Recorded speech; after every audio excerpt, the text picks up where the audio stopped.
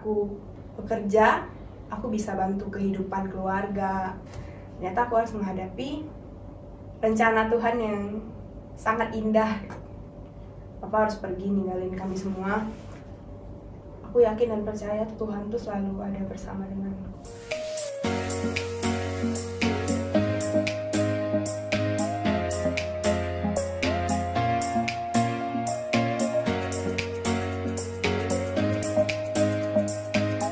Hai, shalom. Ketemu lagi bareng kita di konten Sabar. Kali ini kita kedatangan tamu spesial nih. Bisa perkenalin diri? Hai, shalom. Nama saya Cindy, umur 23 tahun. Oke, Cindy kesibukannya apa aja nih? Kalau sekarang kesibukannya sehari-hari kerja dari pagi sampai sore. Oh, kerja, ternyata teman kita ini kerja ya. Di umur 23 tahun ini udah kerja. Kuliah nggak sih? Enggak sih. Jadi kalau dulu itu pertama kali awal kerja itu adalah pas aku masih SMP. Mungkin sebagian orang masih mungkin sebagian orang kaget kan kalau udah mulai kerja pas SMP. Ya, aku dulu mulai kerja itu pas kelas 2 SMP. Ceritanya dulu waktu masih sekolah itu ayahku itu sakit itu hampir 1 tahunan. Dia harus bed rest dan nggak bisa kemana-mana. Jadi ya kalau udah gitu berarti mata pencaharian nggak akan ada kan, istilahnya tuh tidak akan ada pemasukan dari papa karena dia harus istirahat di rumah. Jadi pada saat itu aku yang masih SMP itu bingung kan. Aku harus sekolah, adik-adikku sekolah, terus harus hidup, beli obat untuk papa segala macem. Terus suatu hari teman papa sendiri sih, terus dia nawarin, Cindy kamu mau nggak kerja di rumah waktu itu. Tapi dia kayak buka satu toko itu, tapi dia buka kantor juga di rumah. Dan pada hari itu sih waktu aku dengar berita itu, aku langsung senang sih perasaanku ya pada saat itu. Oh, aku bisa kerja kayak gitu mah. Aku bisa bantu keluarga. Nah, jadi mulai saat itu aku kerja. Tapi dalam kerja itu berarti aku dari pagi jam 7 sekolah sampai jam 3 sore.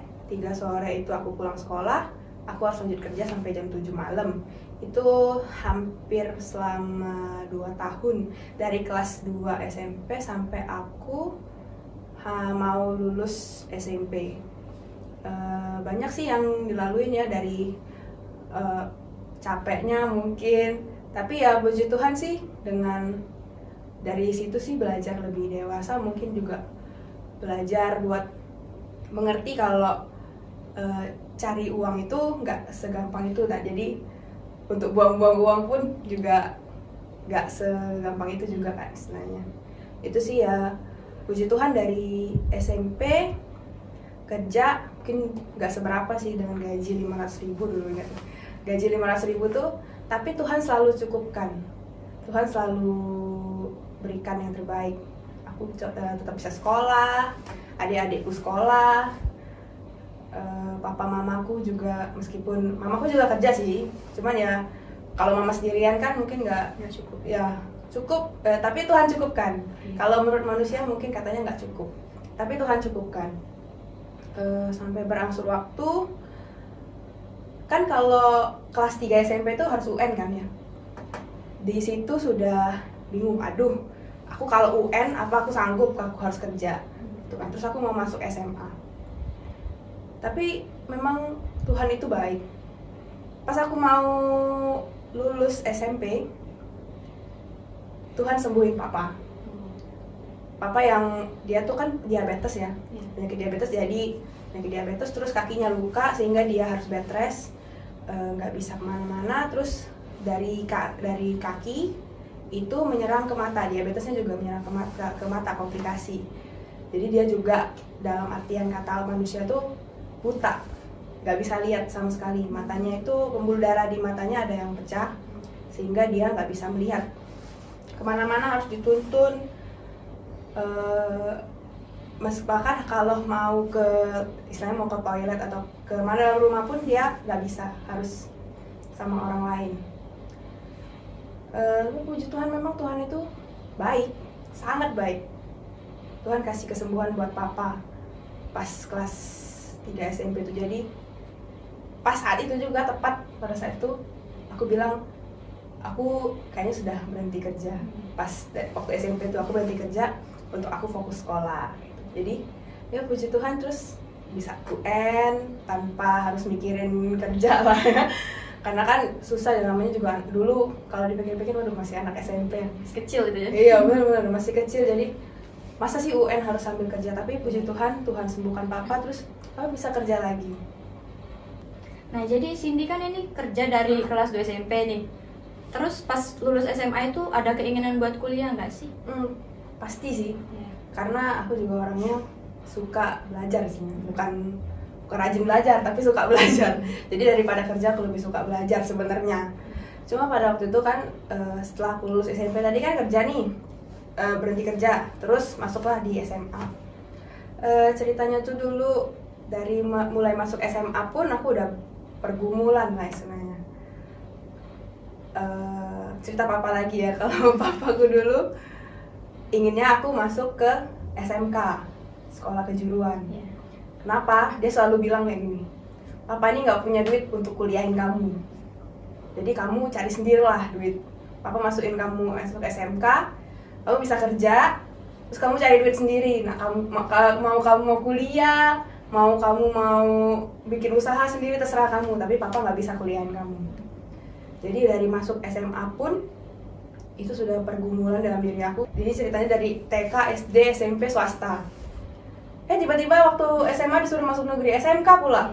Jadi langsung, aduh, aku nggak mau nih. Nanti aku bakal jadi dikucilkan, bakal jadi minoritas. Tapi saat itu aku nurut lah sama papa, karena posisinya waktu itu papa juga baru sembuh kan. Baru sembuh, terus dia bilang, sudahlah, kamu sekolah aja katanya. Tapi nanti kalau kamu mau lulus dari sekolah itu, kamu mau kuliah silakan. Tapi kamu cari uang sendiri. Dia selalu tekankan itu. Ya sudah, oke. Jadi dari situ aku ngalah, pertama kali aku ngalah. Ya sudah, aku bilang, oke, aku kan turutin papa, kan masuk perhotelan, masuk SMK, SMK negeri perhotelan gitu. Oke, berjalannya waktu sih masa-masa sekolah tuh ya, yang aku kira bakal berjalan dengan sulit karena aku minoritas dan aku nggak biasa dengan lingkungan sekolah negeri lah istilahnya, karena kan aku nggak tahu kan. Ternyata waktu sekolah itu ya tetap Tuhan campur tangan. Nggak ada yang sulit sih, maksudnya tuh dilaluinya dengan ya seperti masa-masa anak SMA lainnya kan, dilalui dengan sukacita lah istilahnya. Tapi aku bersyukur aku masuk ke sekolah itu, ternyata Tuhan punya jalan. Memang jalan Tuhan itu memang tidak bisa kita perkirakan kan. Puji Tuhan masuk ke sekolah itu, aku sebagai minoritas, yaitu bukan kaum saya, sebagai orang Kristen, sebagai anak Tuhan di sekolah negeri yang mayoritas teman-teman kita seberang kan pasti. Tapi di situ aku tidak dikucilkan kayak gitu. Nah, dan malah puji Tuhannya bisa menjadi terang di sana kayak gitu. Nah, bisa jadi terang di sana sampai aku ikut organisasi, aktif di organisasi, dan sampai lulus sekolah pun nggak ada yang mengucilkan aku kayak gitu. Nah, puji Tuhan, jadi semua pikiran jahat-jahatku, semua pikiran burukku tuh ternyata tidak ada yang terjadi. Ternyata Tuhan tetap pegang tanganku terus jalan dalam rencananya. Tadi rencananya udah indah banget. Nah, masalahnya muncul lagi pada saat mau lulus SMK. Nah, pada waktu itu kan papa juga sudah bilang kan, kalau kamu lulus, kamu mau kuliah silakan, tapi cari uang sendiri. Nah, jadi mutar otak. Aku abis lulus ini aku mau langsung kuliah. Bagaimana caranya? Cari beasiswa. Jadi sudah mikir sebelum mau kelulusan itu sudah mikir. Oke, aku akan cari beasiswa. Kalau bisa yang full di tempat yang bagus, biar aku bisa kuliah, gak nyusahin papa, gak nyusahin mama, gak nyusahin keluarga. Jadi cari. Waktu itu sudah zamannya SNMPTN. Tapi ternyata tidak lulus SNMPTN. Oke, berarti bukan SNMPTN. Pada saat itu ikutlah satu tes untuk beasiswa di salah satu universitas yang menurut aku ini universitasnya keren di daerah Asi kalau nggak salah. Dah, jadi aku bilang lah sama papa, papa kan nggak bisa bayar aku kuliah, aku akan cari sendiri beasiswa untuk aku kuliah. Tapi ini aku mau tes, aku bilang, izinin aku pergi tes ya, aku bilang kayak gitu. Terus papaku langsung bilang, sudahlah, nggak usah, kamu kerja aja. Papa masukin kamu SMK ini biar kamu bisa kerja, bukan suruh kamu kuliah, kayak itu. Kalau mau suruh kamu kuliah, papa nggak masukin kamu SMK, papa masukin aja kamu SMA. Di situ namanya apa ya? Mungkin masih labil. Aku marah sama papa. Aku bilang aku kuliah, ini aku cari beasiswa, aku nggak pakai duit papa. Aku bilang, aku akan cari beasiswa full biar aku bisa kuliah tanpa uang papa. Aku bilang gitu. Izininlah aku pergi tes. Aku nangis di depan papaku. Aku bilang, aku aja belum tes, aku bilang. Nanti kalau aku dapet kan aku sendiri yang ngerasain. Aku nggak pakai duit papa. Aku marah sama papaku. Mamaku juga sampai takut waktu itu, karena aku orangnya tipe orang yang diem, nurut lah. Tapi pada saat itu aku berontak. Aku bilang, aku nggak akan pakai duit papa. Aku nggak minta duit papa. Aku akan cari sendiri. Aku sampai cari beasiswa nih, aku mau kuliah sendiri. Terus pada saat aku nangis, barulah papaku bilang, sudah, pergilah kamu tes, katanya. Jadi dari situ udah aku tenang, besoknya pergi tes sama temanku ke tes beasiswa itu. Ya kayak biasa lah, kerjain tes segala macem. Berapa waktu kemudiannya keluarlah hasil tes itu. Aku sudah ngarep tapi nggak ekspektasi yang tinggi juga. Aku bilang, aduh saingannya berat. Aku bilang pasti standarnya tinggi karena universitas yang aku pilih waktu itu kayak keren gitu. Tapi aku bilang, aduh kayaknya kalau aku nggak dapet ini sudahlah, berarti memang bukan jalanku kuliah. Benar. setelah keluar hasilnya ternyata tidak dapat yang full. Karena kalau misalnya aku tidak dapat full beasiswanya, aku gak bakal bisa kuliah karena masih pakai duit papa berarti kan.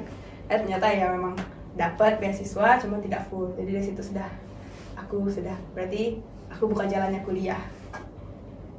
Tapi kalau setelah dilihat-lihat lagi sekarang, sampai aku yang sekarang melihat masa-masa itu, sebenarnya itu sudah balik lagi campur tangan Tuhan. Rencana Tuhan yang gak bisa kita pungkiri kayak itu kan. Itu sudah menjadi garis Tuhan buat hidup saya, buat hidupku.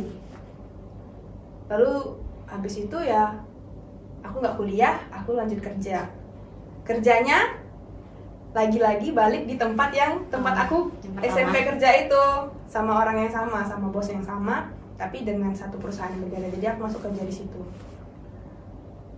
Aku yakin dan percaya kalau pada saat itu aku tidak dikasih kuliah sama papa, itu memang jalan Tuhan seperti itu. Jadi aku kerja dari umur 18 tahun sampai sekarang. Aku melihat aku melihat Tuhan itu begitu bekerja kayak gitu nah.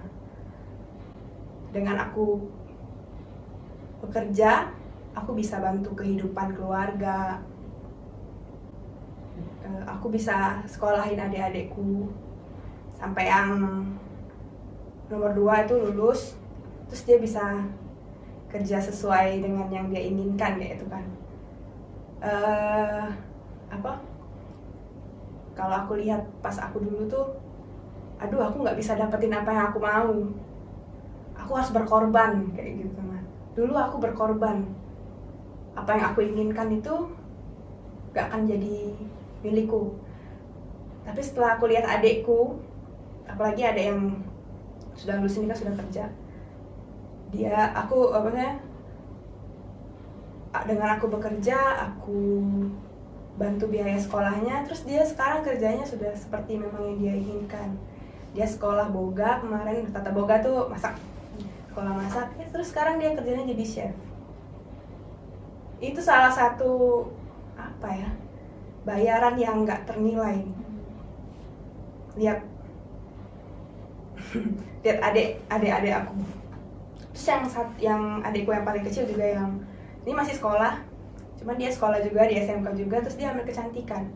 Terus setiap kali aku lihat adik-adikku tuh melakukan passionnya kayak itu, nah itu aku benar-benar terenyuh. Sorry, ya. Perasaan aku bilang tuh, ya Tuhan, inilah bayaran dari yang aku korbankan. Saya tuh bukan aku korbankan juga, ya Tuhan, makanya ini jalanmu kayak gitu. Nah, ternyata yang selama ini aku anggap sebuah kegagalan buat aku, kayak aku gagal kuliah, aku nggak bisa mendapatkan apa yang aku mau, yang aku rencanakan, itu tidak ada yang istilahnya yang aku rencanakan itu tidak sesuai dengan yang aku dapat. Tapi inilah yang aku dapat. Aku lihat adik-adikku, terus puji Tuhannya lagi, sekarang sudah bisa beli rumah sendiri. Kalau aku reflect ke diri aku yang dulu, kalau dulu aku bener-bener membangkang atau aku benar-benar tidak ikut dengan jalannya Tuhan, mungkin sampai sekarang aku juga bukan apa-apa. Ini kalau misalpun aku kemarin bisa kuliah, mungkin saat ini aku cuma jadi anak kuliahan, bukan anak yang bisa membanggakan orang tua kayak gitu. Sampai sekarang papa sudah nggak ada. Aku baru sadar kalau kata-kata tidaknya papa dulu tuh itu sudah Tuhan rancangkan memang. Sedih sih, apalagi waktu terakhir kemarin papa itu aku pas sendirian di sini, sendirian lihat papa pergi, nggak ada yang nemenin. Banyak sih yang nemenin, tapi nggak ada mama, nggak ada adik-adik, kayak wah aku sendirian. Waktu itu sempat takut juga kan, karena papa mendadak kan perginya. Papa mendadak pergi pas aku lagi sendirian di sini, karena adikku lagi magang di Bali. Adikku yang paling kecil lagi magang di Bali, adikku yang besar itu udah kerja di Bali, sedangkan mamaku nemenin mereka. Jadi mereka bertiga di Bali, aku sama papa sendirian di Palembang. Ternyata aku harus menghadapi rencana Tuhan yang sangat indah. Papa harus pergi ninggalin kami semua. Kenapa aku bilang sangat indah? Karena aku rasa oke, berarti tugas papa sudah selesai. Kayak itu sih. Jadi sampai hari ini pun aku merasa rancangan Tuhan, campur tangan Tuhan itu gak pernah lepas dari kehidupanku. Setiap kali aku melangkah, setiap kali aku mengambil sebuah pilihan, setiap kali aku mau melakukan sesuatu, aku yakin dan percaya Tuhan tuh selalu ada bersama denganku. Aku juga yakin dan percaya Tuhan selalu ada dengan teman-teman semua yang mendengar podcast ini. Itu sih yang bisa aku bagikan. Wow, keren banget ya pengalaman Cindy. Jadi apa yang kita rencanain itu kalau bukan jalannya Tuhan ya nggak bakalan terjadi gitu ya. Pasti rencana Tuhan itu yang lebih baik dari pikiran kita, dari rancangan kita gitu kan. Nah, buat Cindy, ada pesan-pesan nggak buat teman-teman kita yang nonton sekarang ini? Buat seluruh teman-teman yang nonton hari ini, pesannya sih satu, percaya bahwa rancangan Tuhan itu lebih besar, lebih baik, lebih indah dari apa yang kita pikirkan. Kegagalan kita hari ini bukan berarti sebuah kesia-siaan, tapi pasti ada berkat yang lebih besar, rencana yang lebih besar yang Tuhan sediakan buat kita semua. Oh, keren. Iya, makasih buat Cindy yang udah mau membagikan kesaksiannya buat teman-teman kita. Buat teman-teman yang mau membagikan kesaksiannya juga bisa membagikan kesaksiannya lewat DM Instagram atau email kita di bawah sini. Sekian konten sabar kita kali ini. Jangan lupa di like, komen, subscribe, dan share ke seluruh teman-teman kalian. Dan Yesus memberkati. Bye bye.